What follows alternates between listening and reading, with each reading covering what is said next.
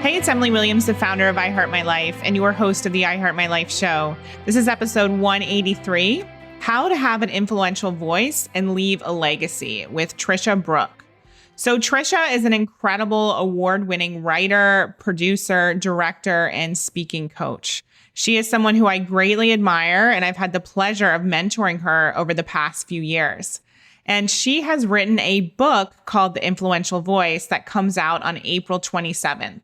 So I invited Tricia onto the I Heart My Life show once again to talk a little bit more about the book and who it's for, as well as share how she wrote the book in literally a week and found the strength to be more vulnerable than ever before to share her personal story, as well as stories about her marriage, her childhood, and things she's never revealed to the public before. So we're going to have a conversation together about what it means to be a speaker, what it means to have influence and to leave a legacy.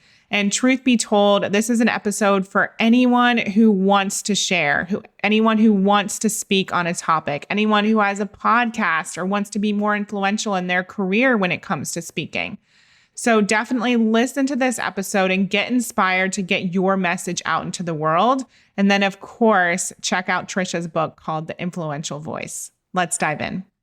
This episode is sponsored by our Business Intensive for New Coaches, happening over a 2-day period from March 17th to 18th, 2021. This is your chance to learn the exact steps to take to start and grow your own online coaching business this year.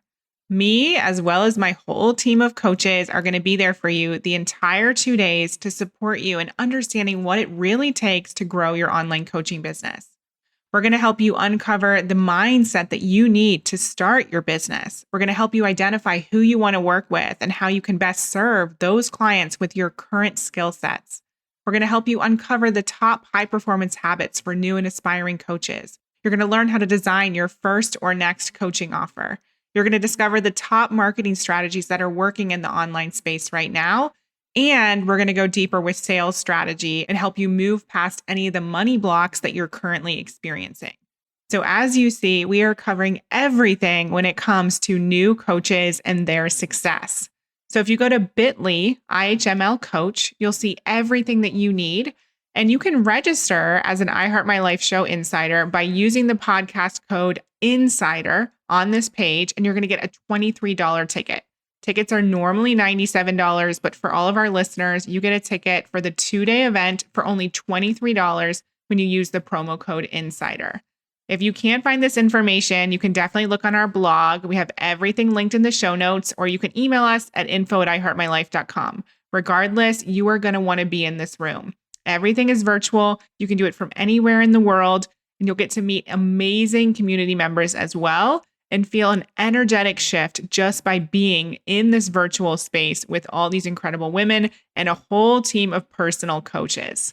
So go to bit.ly, IHML coach, and get your ticket today. Welcome back to the show, Tricia. I'm so excited to have this conversation with you. I'm so excited to be back with you, Emily. Thank you for having me.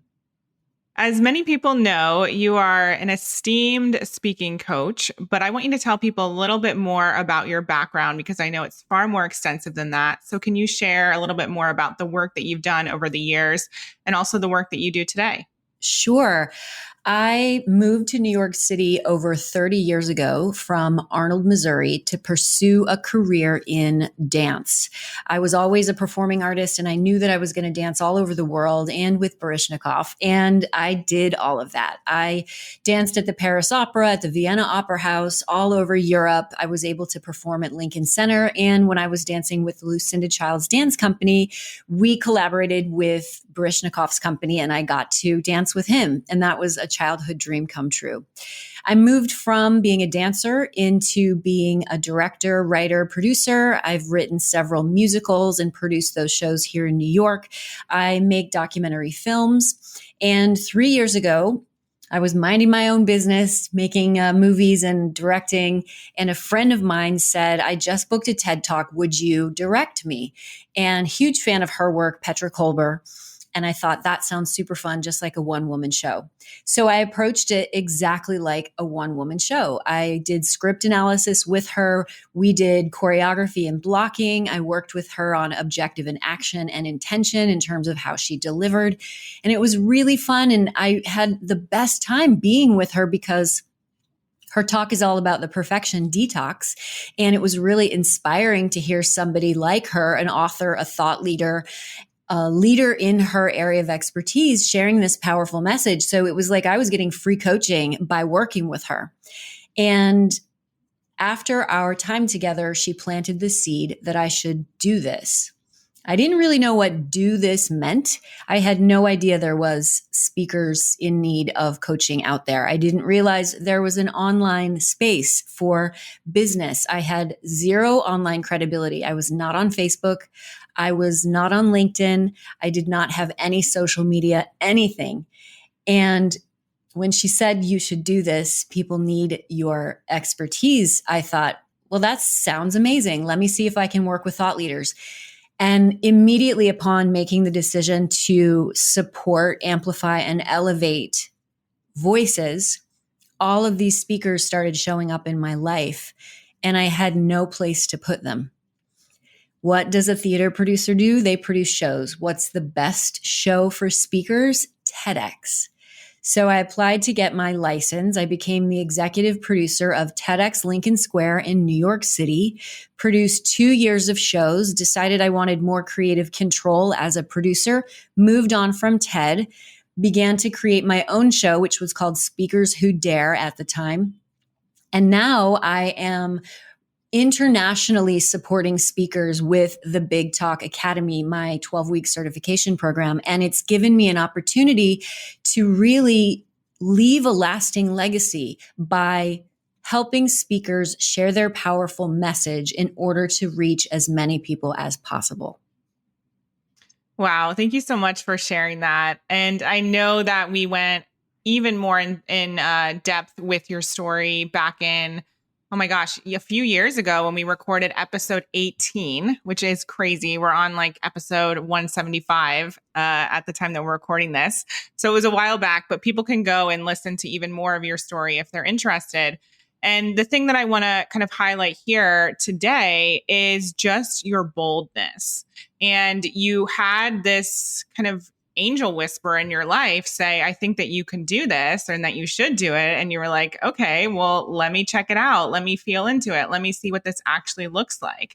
And so you took that action and moved forward and found opportunities that felt in alignment and opened doors and allowed you to leave that legacy, as you said. And, you know, I think that's just such a great reminder for everyone listening that life can pivot, and it's an amazing thing to pivot, and that sometimes people see other things in us before we see them for ourselves.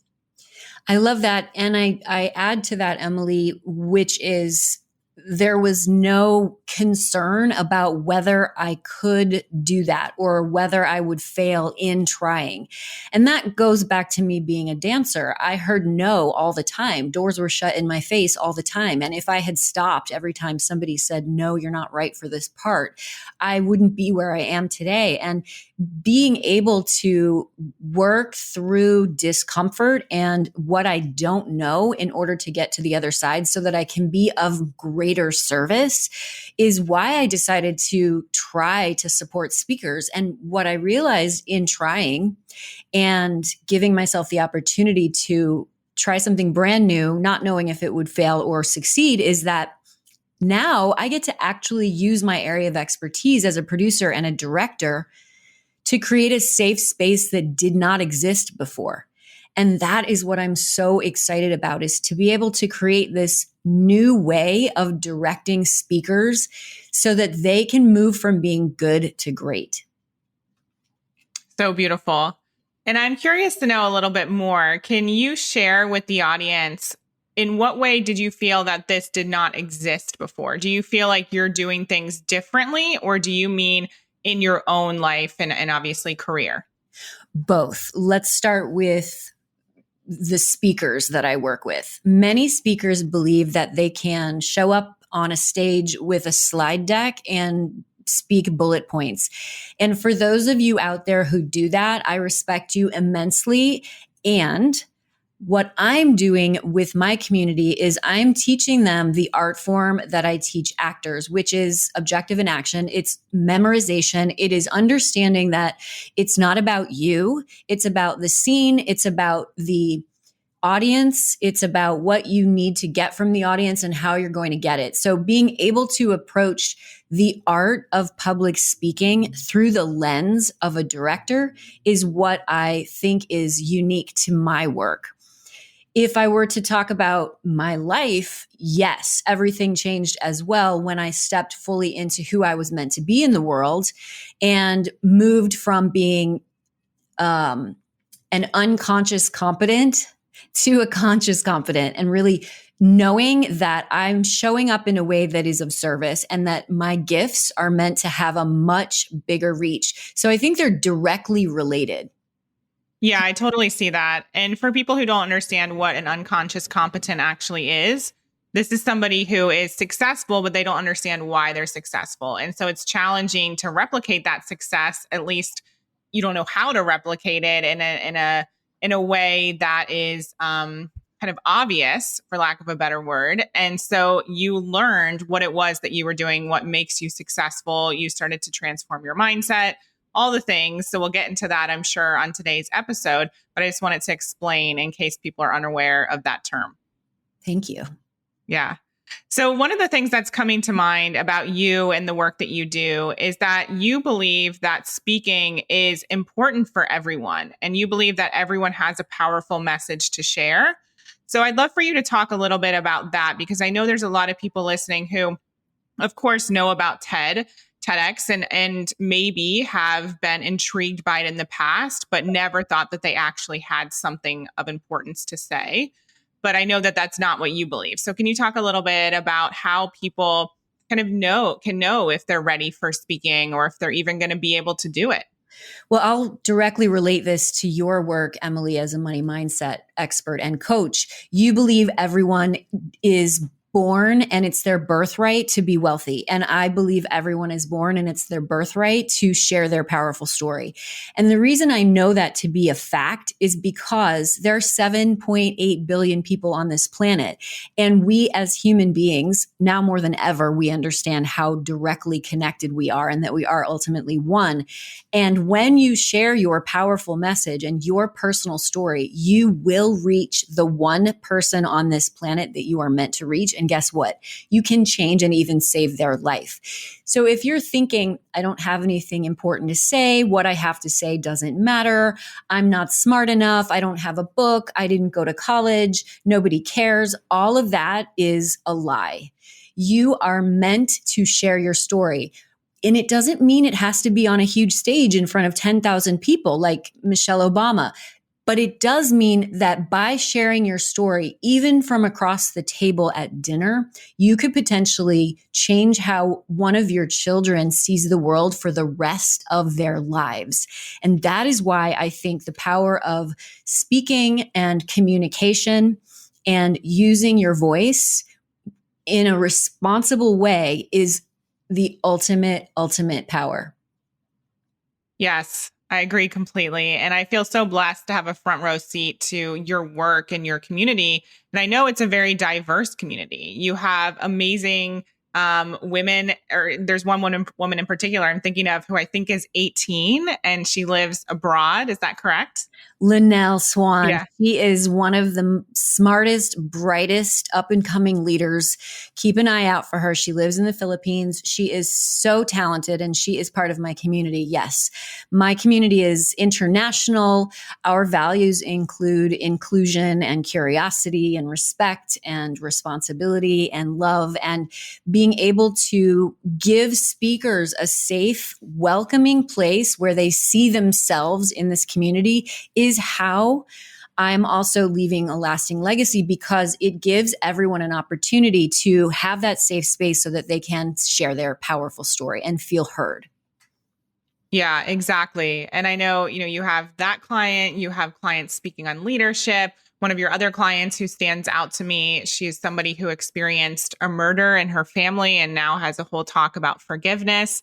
And so I just wanted to point that out because people, again, you don't have to have gone through something intense or something tragic to be able to share a message. And ultimately, I know that your work is about that legacy, and everyone has the opportunity to leave that legacy, whether it's for themselves or for their family, or they want to grow a community that lives on past them. We all have that opportunity. And I know that you and I recently talked about another point that I want to make when we did a Facebook Live together. And I think it's so important now more than ever for people to understand that we need more leaders and we need more people stepping out and moving past the fear and speaking up and just being those guides for others who are maybe still too afraid to speak. And so I'm so excited about your work and the programs that you've created because it makes these opportunities more accessible to people around the world. And you're showing people, regardless of where they're at, regardless of their current skill set or experience, that they can take the stage and have an impact. And ultimately, you're giving them hope. And that's hope that they've been craving, for years. Well, thank you, Emily. And I'd love to also comment on the idea that your story is meant to be heard by someone. And it doesn't mean that you have to have a murder in your family in order to have a value add. And I have many speakers who come to me and they say, well, I've never had cancer, or I'm just talking about divorce, or my family didn't break up. My parents are still together. When you think about your life in relationship to someone else's life, we are human beings and we all are flawed and we all have challenges. We all have suffering. We all have our own personal experience. And I'm always encouraging my speakers to immediately stop comparing their personal experience with someone else's personal experience. I know a lot of traumatic stories. I know a lot of challenges. Many of my speakers want to share their trauma from the stage in order to serve others. And there are many speakers who share their successes from a stage to serve others. So whether or not you think I haven't had enough tragedy in my life, I should keep my mouth shut. Absolutely not. You have something to give, and there's no comparison that's going on here because every story is meant to be told. Every story has a powerful impact. And I encourage everyone listening to really think about who you are and how you want to show up and commit to yourself that you're going to share your story no matter what. And those of you who have trauma, really important here. Do not share your story until you've healed from that trauma. You do not want to share your story from the wound. You want to share it from the scar. It's got to be healed. And only then can you share that story in a way that's going to help us heal. If you share that story too soon, we feel obligated to take care of you. And that's not the position you want to be in as a speaker. You want to be taking care of us. Wow. I've never heard you put it like that before. You just blew my mind. I love that. So share from the scar, not the wound. So that brings me to my next question for you and the point of this whole conversation here, which is about the influential voice. So one of the things that stands out to me is a conversation we had when you came to work with James and myself in LA. I don't even remember when it was, to be honest. So much has happened, but you came to work with us a little over a year ago, and we were having a conversation about your story and about things that were really vulnerable and things that were maybe stories that you hadn't actually shared publicly. And we started to have a conversation around, well, could this be a book? And what would that look like? And I'm curious to know whether you knew that a book was always in your future. I never knew a book was in my future. I never knew writing screenplays, writing pilots, I never knew any of that was in my future, which is why I referred to myself just a minute ago as being a past unconscious competent. Moving into being conscious and aware of how I move through the world now, a book did become part of my future. Did I know it was going to be the influential voice? I did not. I had many people ask me to write a book on public speaking. You had asked me to write an an autobiography, which I thought was really interesting. And I think I said to you, Emily, who cares about my life? Nobody's going to think that's interesting. And what ended up happening was I was shopping around a book proposal about the art of public speaking, and no one was interested in it. And I was totally bored with it myself. I had zero dreams about it, zero passion. It was as if I was just doing it because I needed to have a book. It was completely disconnected to me. And obviously it was disconnected to me. That's why nobody was interested in publishing it. And in June, Joe and I were supposed to be in Mexico celebrating our 11-year wedding anniversary. And of course, we did not travel anywhere. It was in the middle of COVID. And it was shortly after all of the racial unrest and George Floyd's murder. And I sat down and I wrote the first chapter of the book that is now called The Influential Voice, about systemic racism, the impeachment hearings, and the responsibility that we have as human beings to speak with dignity. And I submitted the chapter to a publisher and I got a book deal in 2 days. Wow. That's so amazing, Tricia. So I'm curious to know a little bit more about the process after that. I know that you were supposed to take this trip with your husband, Joe, but what you ended up doing was essentially writing a whole book in a matter of days. Can you talk a little bit about that and how that even happened, how maybe somebody else could replicate the process, or at least get their head around the fact that they could write a book in a week? Absolutely. I say this knowing that we're all capable of more than we believe we're capable of. And I moved to New York City when I was 20 years old to pursue a career in dance. I've written musicals. I produced a show in New York. Did I think I would ever do any of that? No. It is possible for you to do anything when you make the decision to do it. That also requires commitment. It requires being on a schedule. It requires your commitment to yourself as well. So when the book publisher, when we decided to work together and they gave me deadlines, I thought, well, I've got this 10 days off where I'm not going to be in Mexico with Joe. Rather than working and coaching my clients, I will stay off the calendar and I will write a book during this time because I have other things going on and I want to be able to meet the deadlines of my publisher. So I set my schedule up to be able to just work on the book. And for everyone who's listening, if you are an expert in your field and you have been working with clients or working on a project, you actually have a lot of content, more than you probably know exists. By showing up on social media, by talking about your area of expertise, that's generating content. I didn't sit down and look at a blank page and think, where am I going to start? I sat down and I thought, how am I going to give everybody on the planet as much information as I can about how to become an influential voice? Because I truly believe anyone can become an influential voice. Whether you're a mom, whether you're a doctor, whether you're an entrepreneur, whether you're a thought leader, whether you're a student, everyone can become an influential voice. And how am I going to distill everything that I know about speaking, about performing, about being a good human being into a book so that anyone and everyone can use this book as a guide to speak with dignity and become influential voices themselves, which ultimately serves humanity.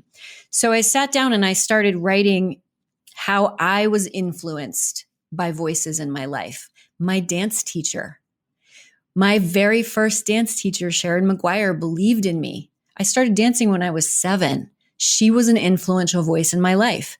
Let's write about that. Let's write about what it meant to be competing for the Petite Junior Miss Dance Competition of St. Louis and not having enough money to buy a beautiful dress like all the other girls.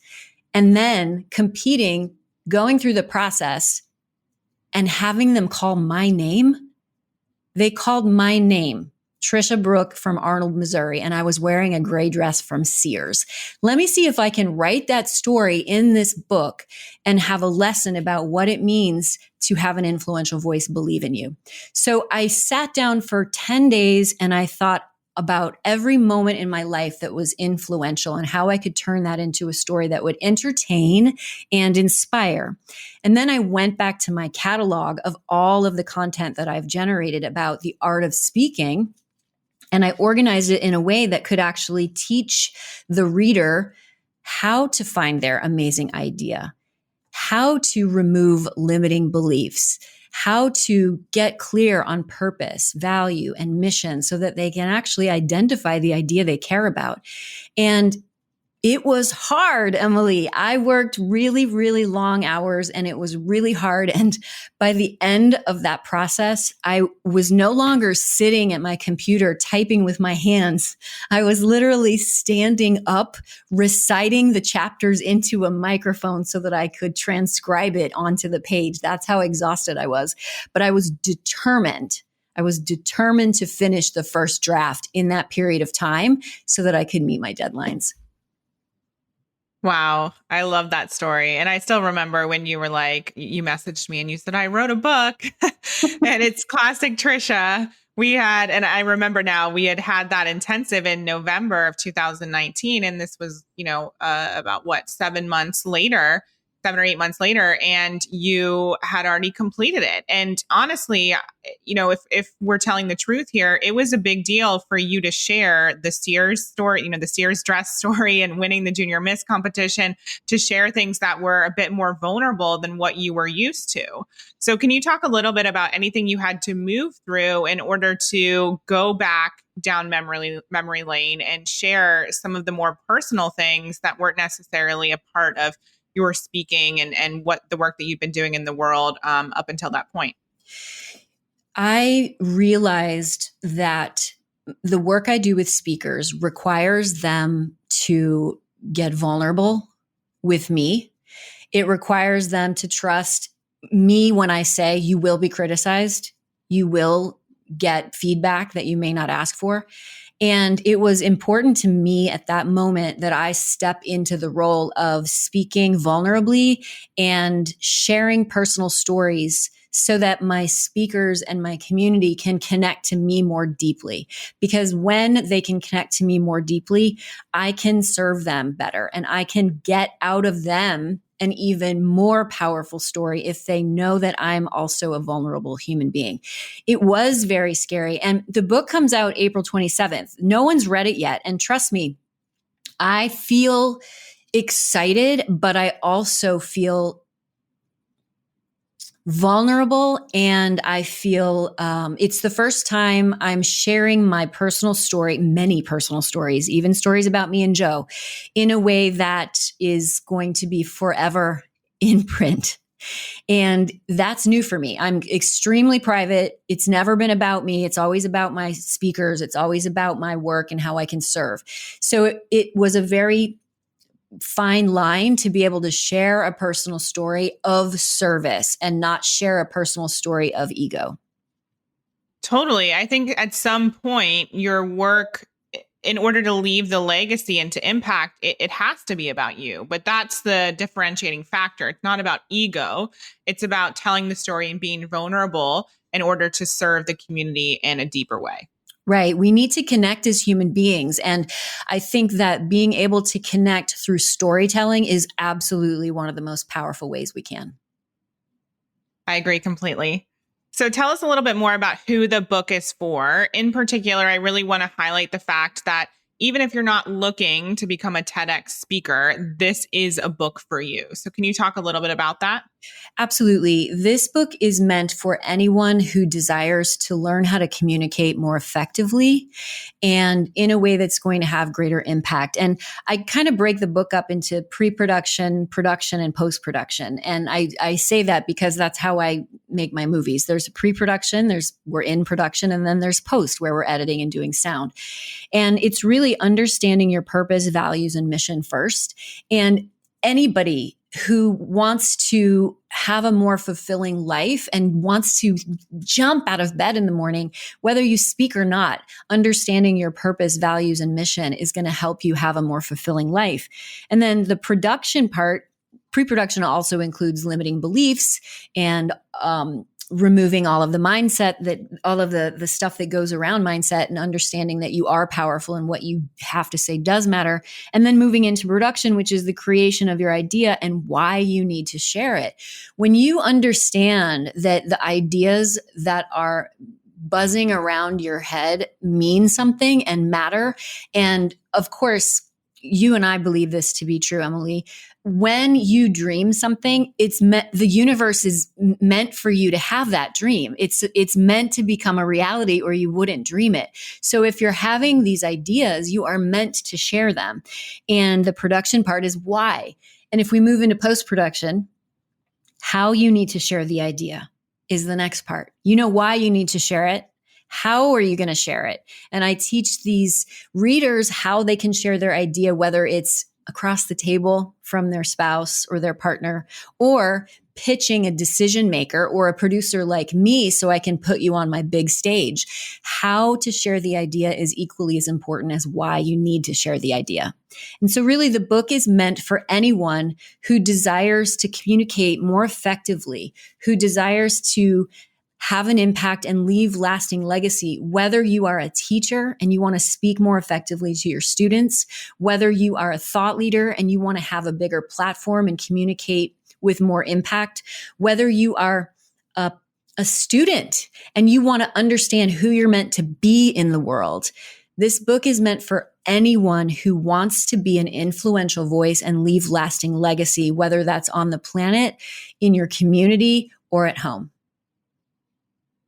I love that. And it's making me think about the importance of voice as well. I know that, I believe it was last year, maybe it was early last year, because I believe you were on the subway. You overheard a group of teenagers having a conversation and using their voice in a very negative way.